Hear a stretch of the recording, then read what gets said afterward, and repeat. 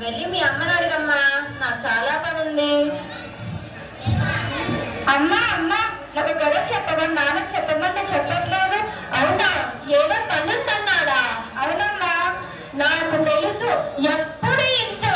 CM కూడా ఇంత బిజీగా ఉండరు. నాకు వంటింట్లో పనుందమ్మా, వెళ్ళి మీ నాన్నమ్మని అడుగుపోతల్లి. మీ ఇద్దరు ఎప్పుడు ఇంతే, కథ చెప్పడు, పాట పాడరు. అసలు నేనేం అడిగినా పని ఉంది పని ఉండదు అంటాడు. నానమ్మ నానమ్మ, నాకు కథ చెప్పదా నిన్నట్లాగానే? నా బంగారు తల్లి, నా చిట్టి తల్లి, అలా పెరట్లోకి వెళ్ళి చెప్పుకున్నాను అమ్మా.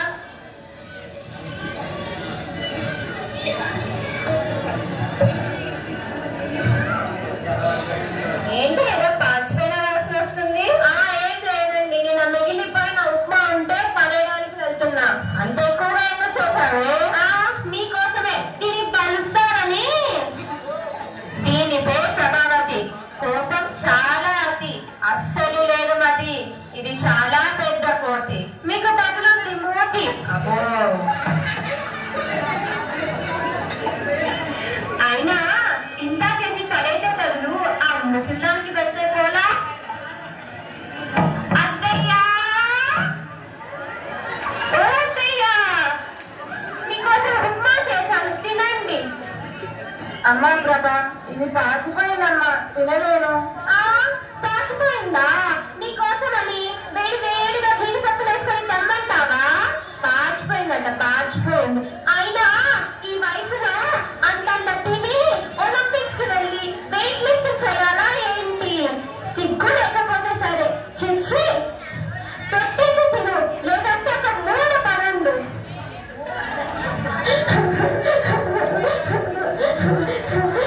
ఏమండి, మా ఇంట్లో ఎంతమందికి నేను చాకరీ చెయ్యలేనండి. నీకు ఇప్పుడు ఏమైంది? ఇంకా ఏం కావాలండి? మీరు పొద్దునగా వెళ్తారు, పాప స్కూల్ కి పోతుంది. మీరు వచ్చిన వరకు ఆ ముసలిదానికి నేను సేవలు చేస్తూ ఉండాలి. అంత గొప్ప సేవలు ఏం చేశావే? ఏం చేసింది మీకు చెప్పాలా ఏంటి? చెప్పకపోతే అర్థం చేసుకోలేరు. సరే సరే, ఇప్పుడు నన్ను ఏం చేయాలో చెప్పు. ఇంట్లో నేనన్నా ఉండాలి, ఆ ముసలిదైనా ఉండాలి. ఇప్పుడే చెప్పండి. ఈ వయసులో ఆమె ఎక్కడికి వెళ్తుంది? ఎక్కడికైనా పంపండి. ఆ ముసలి మాత్రం ఇంట్లో పొత్తు. ప్రతి ఊళ్ళో ఉన్నాయి కదా వృద్ధాశ్రమాలు, ఎక్కడ చోట చేర్చండి. వృద్ధాశ్రమానికి ఫోన్ చేయండి. చేస్తానులే. ఇప్పుడే చేయండి. చేస్తున్నా.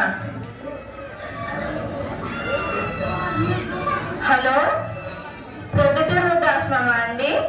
ఒక ముస్లింను మీ ఆశ్రమంలో చేర్చాలనుకుంటున్నాను. ఏంటండి? ఆవిడ మా అమ్మనేనండి. అనాథలు మాత్రమే చేర్చుకుంటారా? సరేనండి. ఏమి అనాథలు మాత్రమే చేసుకుంటారంట?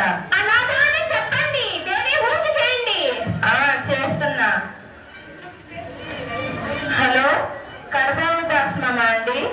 ఒక ముస్లింను మీ ఆశ్రమంలో చేర్చాలనుకుంటున్నా. ఆమెకు ఎవరు లేరండి. రేపు రమ్మంటారా? సరేనండి. ఇవాళ వచ్చినాక చెప్పండి. ఏం చెప్పాలి కూడా చేత కాదు. చిచ్చి. ఏంటి నాన్న, నాన్నమ్మని ఎక్కడ తీసుకెళ్తున్నారు? నీకెందుకే? మనం తీసుకొని చదువుకోపో. అమ్మ నువ్వు కొంచెం ఆగు. చెప్పు నాన్న, ఎక్కడ తీసుకెళ్తున్నారు నాన్నమ్మని?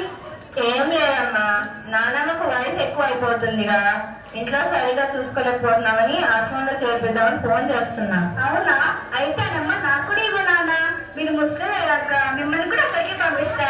చూడండి ఎలా మాట్లాడుతుందో. ఆ ముస్లిందాని గారాబం వల్ల ఇది ఇలా తయారవుతుంది. అమ్మ నేను కొంచెం తాగమని నాన్న.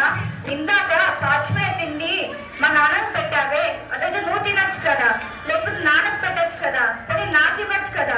ఎందుకమ్మా నీకు నాన్నమ్మ అంటే అంత కోపం? అయినా నీ తెలివి ఏమైంది నాన్న? నువ్వు నన్ను చిన్నప్పుడు ఎంత బాగా చూసుకుంటావు కదా, నాన్నప్పుడు నేను అంత బాగా చూసుకుంటే కదా. ఆ మాత్రం అర్థం కాలేదా? అయినా మీకంటే నన్ను నాన్నమ్మనే బాగా చూసుకుంటుంది. రోజు కథలు చెప్తుంది, పాట పాడుతుంది, నాతో ఆడుకుంటుంది. మీరేమో పని ఉందని తప్పించుకుంటారు. నాన్నమ్మ వెళ్ళిపోతే నాతో ఎవ్వరు ఆడుకోరు.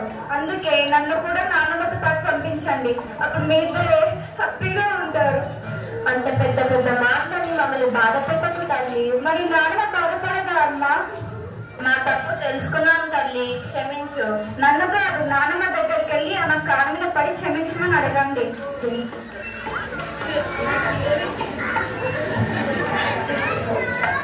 మమ్మల్ని క్షమించమ్మా. క్షమించత్తయ్యా, నీ విలువ తెలుసుకోలేకపోయాం.